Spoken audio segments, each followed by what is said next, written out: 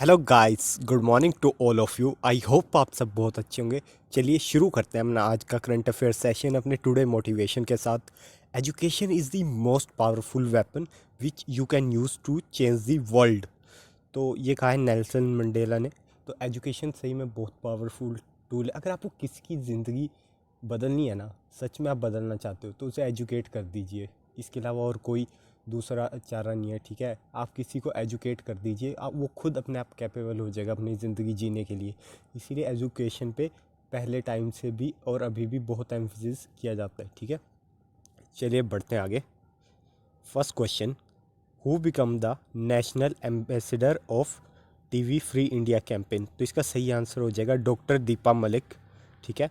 इन्हें पद्मश्री अवार्ड मिला है, ठीक है। खेल रत्न अर्जुन अवार्ड भी मिला है और ये इंडिया की first women para Olympics medalist भी है और ये प्रेसिडेंट भी हैं para Olympics committee of India की, दीपा मलिक। तो अभी इन्हें ही चूज़ किया गया है, ठीक है, national ambassador for TV free India, ठीक है।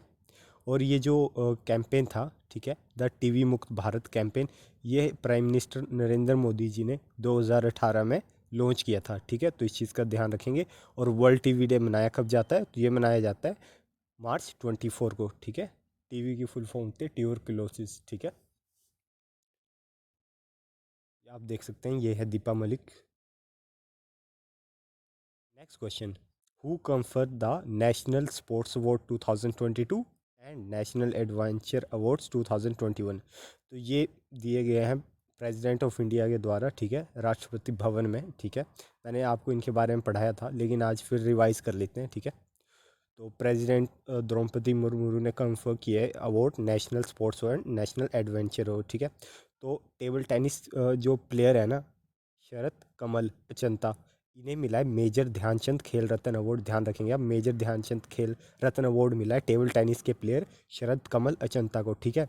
अर्जुन अवार्ड मिला है 25 स्पोर्ट्स पर्सन को। तो आपसे नाम नहीं पूछेंगे क्योंकि 25 स्पोर्ट्स पर्सन को मिला है, ठीक है। ये उन्हें मिलता है जिनकी आउटस्टैंडिंग परफॉर्मेंस रहती है स्पोर्ट्स में, ठीक है। तो याद रखेंगे अर्जुन अवार्ड मिला है 25 स्पोर्ट्स पर्सन को और मेजर ध्यानचंद खेल रत्न अवार्ड मिला है शरद कमल को, ठीक है।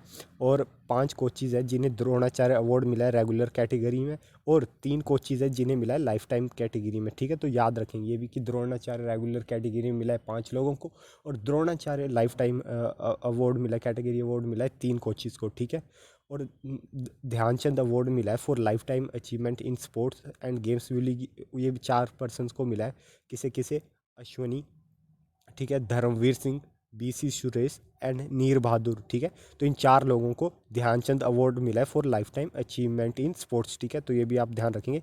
इसके अलावा 3 एंटाइटल की गई है, ठीक है, इंडस्ट्रीज। इसमें एक ट्रांस स्टडीज एंटरप्राइजेस, ठीक है, कलिंगा इंस्टीट्यूट है एक Ladakh sky and snowboard association, ये 3 एंटरप्राइजेज है जहाँ पे जिन्हें राष्ट्रीय खेल प्रोत्साहन पुरस्कार मिला है, ठीक है। तो ये भी ध्यान रखेंगे। और मौलाना अबुल कलाम आज़ाद ट्रॉफी 2022 दी गई है गुरु नानक देव यूनिवर्सिटी अमृतसर को। तो ये 4-5 अवार्ड्स मैंने पहले पढ़ाए थे, आज भी पढ़ा रहा हूँ ताकि आपको याद रहे, ठीक है।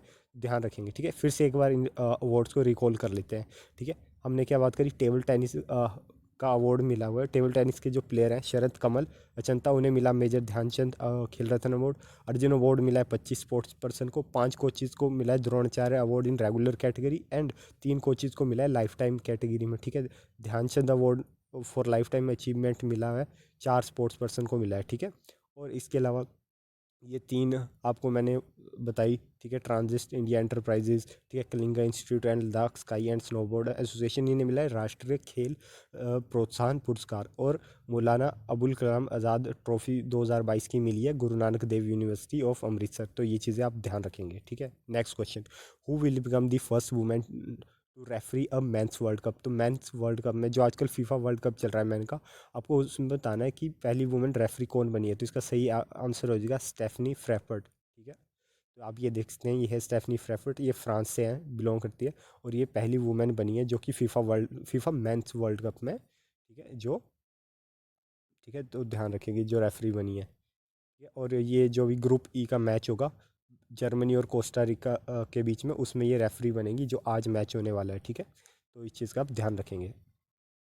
नेक्स्ट क्वेश्चन, कौन सी कंट्री ने डीक्रिमिनलाइज किया है गे सेक्स को, ठीक है। तो इसका सही आंसर हो जाएगा सिंगापुर ने डीक्रिमिनलाइज कर दिया गे सेक्स को, ठीक है।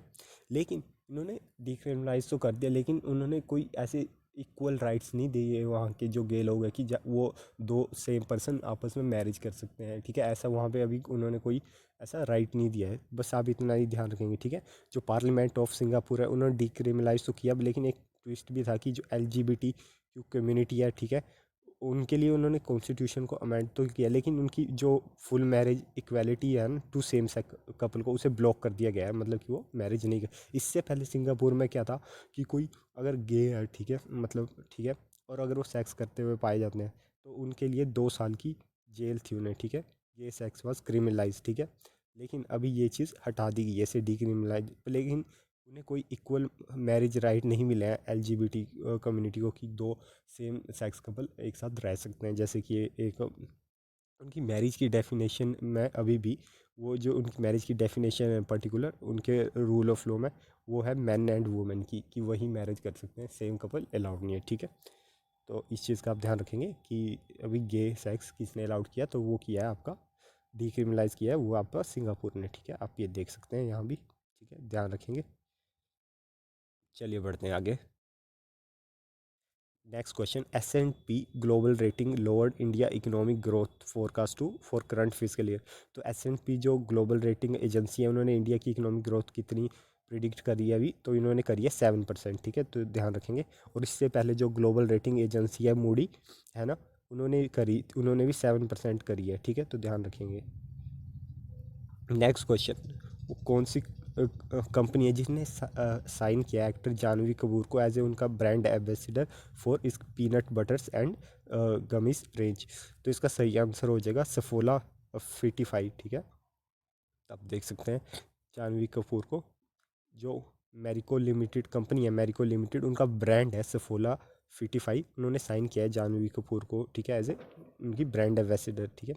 और वो डिजिटल कैंपेन भी लॉन्च करने जा रहे हैं, हेल्थ को रखो फिट फिट और 55, ठीक है, तो उसमें भी ये पार्टिसिपेट करेंगी, ठीक है। चलिए बढ़ते हैं आगे। Former leader Jiang Zemin die, he was president of which country. तो ये ना प्रेसिडेंट रहे हैं, ठीक है, जियांग जंगी, ठीक है, तो ये चाइना के प्रेसिडेंट थे और इनकी डेथ हो चुकी है अभी, ठीक है, तो इस चीज़ का आप ध्यान रखेंगे। और ये लीडर कब बने थे, ठीक है, जो टाइनमेन स्क्वायर में प्रोटेस्ट हुआ था, ठीक है, उसके बाद ये लीडर उभर के आया और इन्होंने फिर जो इनकी पॉलिसीज थी ना वो इन्होंने इतनी मतलब इफेक्टिवली इम्प्लीमेंट करी, क्योंकि आपको पता है जो टाइनमेन स्क्वायर हुआ वहाँ पे कितनी ब्रूटल तरीके से वो चाइना का एक्ट था। तो उसके बाद ये ऐसे लीडर उभर के आए जिन्होंने इस सिस्टम को मतलब बचा दिया, अदरवाइज़ वहाँ पे टर्मोइल हो सकता था, ठीक है, पॉलिटिकल, क्योंकि चीज़ें इतनी ज़्यादा मतलब ख़राब कर दी थी उन्होंने, ठीक है, आप सोच सकते हैं। तो मतलब उसके बाद ये वैसे लीडर आए थे कि इनकी पॉलिसीज़ की वजह से ही सोशलिस्ट पैटर्न था वहाँ पे टिक पाया, ठीक है। और वहाँ पे मतलब जो भी चाइना का आपको पता ही है कि जो ग्लोबल टाइम है वहाँ पे, ठीक है, वो स्टेट मीडिया है, जैसे कि सरकारी अखबार जिसे कहते हैं, जैसे वो है ग्लोबल मीडिया और जेंगवे न्यूज़। तो उन्होंने भी अपनी वेबसाइट पे ब्लैक एंड वाइट कर दी कुछ टाइम के लिए उन्हें ट्रिब्यूट देने के लिए। इसके अलावा जो स्टेट ब्रॉडकास्टर सीसीटीवी है उन्होंने भी इनका रोल बताया कि कैसे जो ब्लडी 1989 में क्रैकडाउन हुआ था वो प्रोटेस्टर पे, उसके बाद इनका क्या रोल रहा, ठीक है। During the serious political turmoil in China in the spring and summer of 1989, Comrade Jiang Zemin supported and implemented the correct decision of the party central committee to oppose unrest, defend the social state power and safeguard the fundamental interest of the people। तो वही इन्होंने मतलब इनकी policies ने बचा लिया था, ठीक है, चाइना को, ठीक है। और चाइना वैसे भी यार क्लोज है, किसी को नहीं पता वहाँ चल क्या रहा है, ठीक है। इसके अलावा कल यूएसए की एक रिपोर्ट आई है, ठीक है, पेंटागन की एक रिपोर्ट आई है, ठीक है। तो उन्होंने वार्न किया कि चाइना के बाद इस टाइम 400 न्यूक्लियर वॉर हेड हो गए हैं जो 2 साल में बढ़ गए चुके हैं, ठीक है, 2 साल में इन्होंने डबल कर लिए हैं, ठीक है। और इसके अलावा यूएसए का ये एक और कहना है कि चाइना अगर इसी स्पीड से चलता रहा ना तो ये 2035 तक 1500 न्यूक्लियर वॉरहेड इकट्ठा कर लेगा। और जो जैसे इनके न्यूक्लियर पावर बढ़ रहे हैं तो सबसे ज़्यादा रिस्क है यूएसए और यूएसए की एलाइज कंट्री होती है, मतलब जो मित्र मुल्क होते हैं। तो मतलब कि ताइवान को बहुत रिस्क है इस टाइम, ठीक है, और इंडिया का तो है ही है, चाइना तो पता ही है आपको, ठीक है। ये आप देख सकते हैं फोटो में, ये वो प्रेसिडेंट है जियांग जेनिंग, ठीक है, तो ध्यान रखेंगे ये चाइना के थे प्रेसिडेंट। नेक्स्ट क्वेश्चन, कौन सी स्टेट ने होस्ट किया 23rd हॉर्नबिल फेस्टिवल 2022? तो हॉर्नबिल फेस्टिवल 2022 मनाया जाएगा नागालैंड में, ठीक है। तो इस चीज़ का आप ध्यान रखेंगे। और ये मनाया कहाँ जाएगा? At Naga heritage village Kisama में, ठीक है, 1 दिसंबर से 10 दिसंबर। और नागालैंड के सीएम कौन है? तो ये है नेफ्यू रायो, ठीक है, ये सीएम है, ठीक है। और vice president of India Jagdeep Dhankhar ji chief guest होंगे इस फेस्टिवल में, ठीक है। इसके अलावा ये तो हॉर्नबिल फेस्टिवल हो गया आपका नागालैंड का। एक और फेस्टिवल चल रहा है, मैंने पढ़ा था आपको, मणिपुर का संगाई फेस्टिवल, ठीक है। तो ये कहाँ पे मनाया जाता है? तो नाम से ही पता चल गया होगा, मणिपुर, ठीक है। मणिपुर का है संगाई फेस्टिवल, ठीक है। ये हेल्प करता है प्रमोट करने को as a world class tourism destination Manipur को, ठीक है। और ये जो संगाई है ना, संगाई उनका स्टेट एनिमल है, ठीक है, मणिपुर वालों का। और मतलब ये संगाई एक डियर को कहते हैं, एक डियर है उसका नाम है संगाई, ठीक है, जो कि सिर्फ मणिपुर में ही पाया जाता है। और यहाँ के चीफ मिनिस्टर हो जाएंगे मणिपुर के एन बीरेन सिंह, तो ध्यान रखिएगा, ठीक है। आप ये देख सकते हैं हॉर्नबिल फेस्टिवल के लिए इकट्ठा हुए लोग। नेक्स्ट क्वेश्चन, वो इंडिया की कौन सी सिटी है जिसके 22वां रैंक है global index premium residential property according to Knight Frank? मैं आपको बता दूं, जो नाइट फ्रैंक है ना, ये एक एजेंसी है, ठीक है। ये रेट करती है कि कौन सी सिटी कितनी महंगी है रहने लायक, मतलब वहाँ पे आपका रूम का रेट रेजिडेंशियल कितनी महंगी है, उस अकॉर्डिंग देखा जा रहा है कि इंडिया की कौन सी सिटी है। तो इसका सही आंसर है मुंबई। मुंबई 22वें रैंक पे है, मतलब जो बहुत महंगी सिटीज़ है ना रहने के लिए। और आपको पता है मुंबई वैसे भी यार बहुत ज़्यादा, मतलब limited area, her cheese demand and supply के ऊपर होता है। जब एरिया लिमिटेड है, ठीक है, और मतलब लोग आई जा रहे हैं डेली और स्पेस कम है, तो ऑटोमेटिकली वहाँ पे चीज़ों के रेट बढ़ ही जाते हैं, ठीक है। तो मतलब तो मुंबई को 22वां रैंक, ठीक है। मुंबई पहले 39 रैंक पे थी इसी साल, और अभी 22वें रैंक पे पहुँच गई। तो सोच सकते हैं आप वहाँ पे एक्सपेंडिचर मतलब काफ़ी ज़्यादा हाई होगा यार, मतलब है ना, कॉस्ट ऑफ लिविंग वहाँ बहुत ज़्यादा होगी, ठीक है। इंडिया की फाइनेंशियल कैपिटल है मुंबई, ठीक है। तो ये चीज़ ध्यान रखेंगे आप। और बेंगलुरु का रैंक है 27th और दिल्ली का रैंक है 36, ठीक है। बेंगलुरु का पहले 41 था, तो ये भी 27th है। और दिल्ली का 38 से 36 हुआ है, ठीक है। तो मतलब कि बेंगलुरु हो गया और आपका मुंबई हो गया, काफ़ी एक्सपेंसिव सिटी है, ठीक है। चलिए बढ़ते हैं आगे। आप देख सकते हैं फ़ोटो में मुंबई।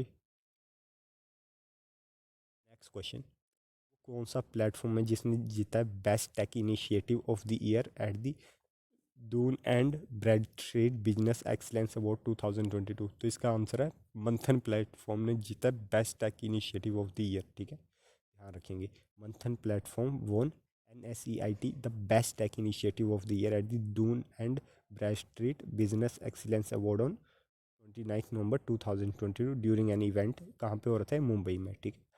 और award was presented for the building the technology infrastructure to support Manthan, ठीक है।